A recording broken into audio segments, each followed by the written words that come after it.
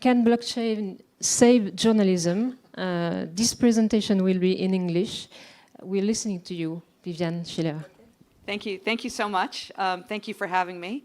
Apologies that I don't speak French. And apologies because I think, well, actually not apologies. I think based on what I could understand from Frédéric's presentation, it sounds like it was the perfect segue into some of the things that I'm going to be talking about. So I'm sorry. I wish I could have understood it. Anyway, I'm Vivian Schiller. Just by way of background, I have a long history in news media, over 30 years, which is terrifying to say, mostly for big news organizations like CNN, New York Times, NPR. I was with Twitter, and so I decided towards the final stretches of my career to join a startup because I wanted to feel like the 25-year-olds that I work with at Civil.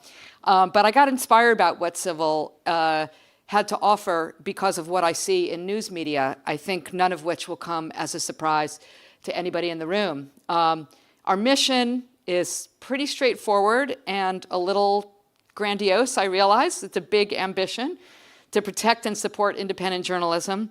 And it's inspired by conditions around the world, some of which I think you just saw in the previous presentation, which is things are pretty grim right now. I'm generally an optimistic person, but there's a lot to be pessimistic about. In short, and this entire conference could last for a month just talking about these issues. Freedom of the press is declining around the world. Misinformation is rampant, weaponized, and seemingly unstoppable. Tens of thousands of journalism jobs have been lost. Now, there's a lot more to say about the causes of all of this, which we won't get into here, but these conditions form a bit of a vicious cycle. So the fewer journalists there are out there, the more misinformation there is, the more mistrust there is in the media, which opens up for confrontation towards a free press, which is expanding around the world. Even in it, I would never have believed 4 or 5 years ago if somebody would say that in the country that I come from, that the president would repeatedly call the media the enemy of the people. So unfortunately, this seems to be a trend, and it's very disturbing. So we can't fix everything. There's not much I can I can do about Trump, but what we can do is start by looking at some of the root issues with the web. So when we look at the web, we see something that is sort of inspiring, important, started full of hope, still offers, of course. I mean, it's ridiculous for me to even have to say how integral the web is into everything in our world. And yet, it's also been the root of a lot of problems because of how, particularly when it comes to news media, how things have evolved. So what we're trying to do at Civil is build the foundation. We're not anti-web, we're not anti-technology. On the contrary, we want to build the foundation of a more trusted web where quality journalism is supported and rewarded by the public it is intended to serve. So how do we take on this huge task? We start with one small step. So first of all, the foundation, the technology foundation upon which we built Civil is blockchain. Now, I've spoken to enough groups, both one-on-one and in large groups, to know there's a lot of skepticism about blockchain. Sometimes blockchain has a bad name because, A, it's difficult to understand, quite honestly, and also there have been blockchain's cousin. What makes blockchain work is the notion of cryptocurrencies, and there's been a lot of scams around cryptocurrencies. So you see a lot of skepticism, and sometimes I talk to a room and I say blockchain and I can see people just shut down. So bear with me, I'm not going to explain blockchain, but I am going to explain why we built this on blockchain. It's because it enables what we're trying to do towards building a more trusted web. It is transparent, it is decentralized, that means no one person or entity can own it. When something is published to the blockchain, it is uncensorable. It can't be taken down. A web server can be taken down. If something is published to the blockchain, it is always retrievable. It is controlled by the user. It allows peer-to-peer peer-to-peer business models without intermediaries who might siphon off some of the profit. And cryptocurrency, again, cryptocurrency actually has tremendous value. It is the fuel that allows all of blockchain to operate, and it transcends borders. So we started just not very long ago, in March of this year, by launching Civil's governance. So what we're trying to do is build a platform that, again, rewards quality journalism. So we have a roadmap that extends into infinity, but to start, we needed to begin to build this platform. So we built Civil's governance. That means that there are two sets of entities that come onto the Civil platform. One are newsrooms. Right now, we're mostly focused on small to medium-sized independent news organizations who do quality work, and members of the public who care about the sustainability of the media, who are disturbed by what they see, who represent some of the statistics that we see come out all the time. Just earlier this week, or was it last week, Pew came out with a study about how people in the United States, at least, perceive the news they get on social media, and 66% of respondents said that this again, according to Pew, said that they felt that the platforms had too much control over the news we see. 55% of respondents felt that they were getting a poor, this isn't the exact wording, but a poor news experience because they are seeing their news through platforms and the way that those platforms control control what you see via algorithms or other tools. So these are members of the community, these early adopters who want to find a better way. They come together. The newsrooms and the members of the public hold Civil tokens. Civil tokens are a cryptocurrency, but they're not intended to get you rich. In fact, I would expressly discourage anyone from buying a Civil token because you think you're going to make money. It is a tool for governance, and I'll explain how that works. Central, and by the way, the newsrooms and the members of the public, who of course, journalists and newsrooms are also members of the public, that's it. That's who controls the platform. I work for Civil, I don't have any control, nobody has any control. But there is a central tenet of what Civil stands for. And the newsrooms and the members of the public join on to Civil because they believe in the provisions of a document that we created, but it's a living document, a work in progress, called the Civil Constitution. The Civil Constitution, if you are a journalist and you were to read it, it would look very familiar to you because it is pretty standard journalism ethics and journalism standards and practices. Things like plagiarism, or advertisers don't control your editorial content, that you are independent from the influence in your coverage of your owners or a government. Pretty standard rules by which quality journalism plays. It also lays out, and it's all online. It's online both as a web page, it's also online as a Google document, because we want comments on the Constitution. Soon the Constitution will be turned over to the public and they will control the tenets of the Constitution. And it explains all the rules of the road.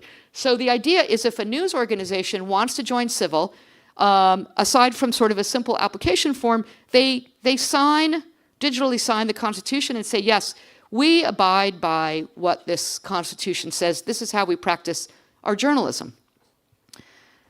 So they come onto the platform, and it looks something like this. Not that fancy. This is just 6 of the about 80 newsrooms that we have on board right now. And the community looks at their charter, looks at their website, and evaluates those news organizations according to the Constitution.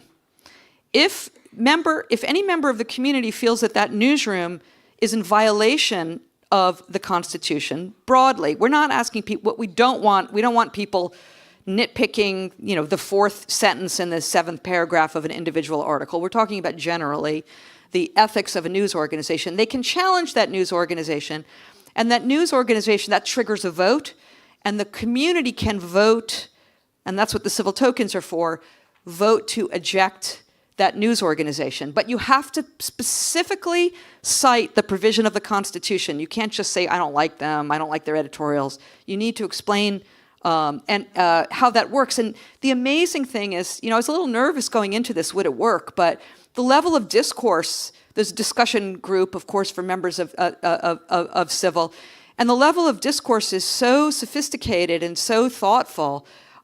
It's been really gratifying. And some newsrooms have been challenged. And here are 3 that were challenged and removed.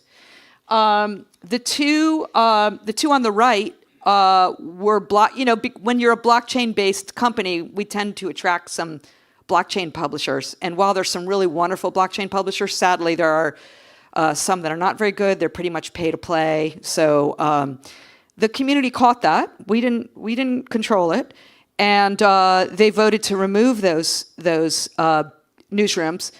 The one on the right was an interesting one because it's the BGTW is the British Guild of Travel Writers, which is exactly as it sounds. It's a guild of travel writers, perfectly wonderful organization, very worthy, very ethical, has great journalists attached to it. The problem is, as members of the community pointed out, it's not really a news organization. It has no editorial standards. It's really a marketing site for the members. So the interesting thing was somebody challenged them for that reason. The community actually voted to keep them on. And because they said, well, these are good guys, and these are good guys, I'm saying guys and women, is what I really mean. They do good work. But then the original person that challenged it, we have an appeals process, sent that appeal to the Civil Council. This is our appeals council. Right now it's 9 individuals from various parts of the world who are experts in journalism, in ethics, in law. Hopefully you recognize some of these folks. And the Civil Council, when there's appeal, they review the decision and they either uphold the community vote or they can overturn it.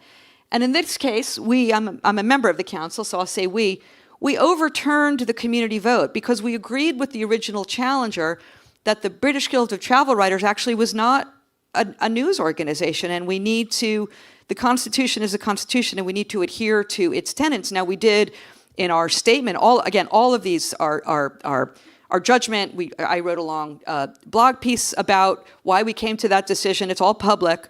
We encourage them, we praise them for the good work they do. We encourage them to perhaps start an editorial arm and reapply. So that's how the council works. Now, if the community had not liked the decision of the council, because this is in the end a decentralized community, and even these 9 council members shouldn't be the final say, the community could then have overturned the council decision by a supermajority. So we may never get to that, but there are safeguards because we live in a complicated world, and there are bad actors, and we want to try to protect the platform from that. So we have about 70, we're actually up at about 80 newsrooms now. They're from all over the world. I think it's representing about 25 countries. I realized after I already sent this deck in, I didn't put it. We do have a newsroom out of Paris, Disclose, who are just, if you don't know them, they're absolutely fantastic, pretty new, investigative newsroom. But we have news organizations from Europe, a lot in Eastern Europe, Western Europe, Eastern Europe, Africa, Southeast Asia, lots of news organizations in Latin America and Spain. We have quite a large Spanish-speaking cohort, Rappler in the Philippines, and others. So we're now that the platform is stabilized, we still need to scale it. But now that it's at least stabilized, we're trying to answer the question that people naturally ask, and we've asked ourselves from the beginning. Great, you've got this platform, now you've got this list of newsrooms, and they have been, vetted by the community for quality. So what? So what? So now what we're doing is beginning to go into the next set of phases whereby we're providing benefit to help news organizations make money, and also to help consumers and citizens to advance a more trusted web. So we're introducing something called Civil ID. It's a universal login for the web where you will be able to, as an individual, keep control of your personal data. You can allow advertisers or platforms to access it or access certain parts of it if you so choose, but it's your decision. If you're a content, that's for a consumer. If you're a content creator, you can assign an identity to your newsroom so that you can't be spoofed as a news organization. Your identity will be known, even if, by the way, even if you're an individual journalist, let's say, and you need to, and you use a pseudonym for good reasons, that's fine. You can use your pseudonym, but it'll be persistent, so somebody can't spoof your pseudonym either. It'll also allow content creators to ID all of their content so that it can't be pirated, and so that they can license or syndicate your content without having to have a big legal department. It can all, this is, I won't get into all the detail. The beauty of blockchain is you can have what are called smart contracts between two entities. And then eventually for advertisers, we think that there's nothing inherently wrong with advertising. It's just that the current state of ad tech is a disaster. I'm sure if you're a publisher, you're well aware of this. And it's not good for consumers. It's not a good experience for a lot of the advertisers. Frankly, the wrong people are making, and the money's being siphoned off from the content creators.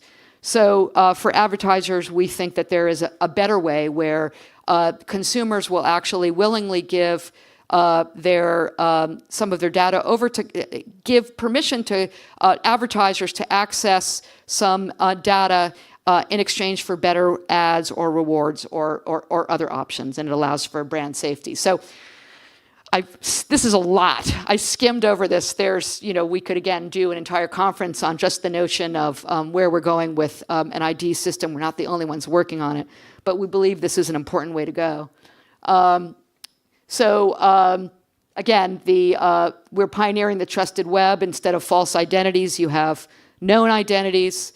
False information, verifiable information, in the sense that you know if they're on the registry, they're a trusted news organization, and you know they are who they say they are.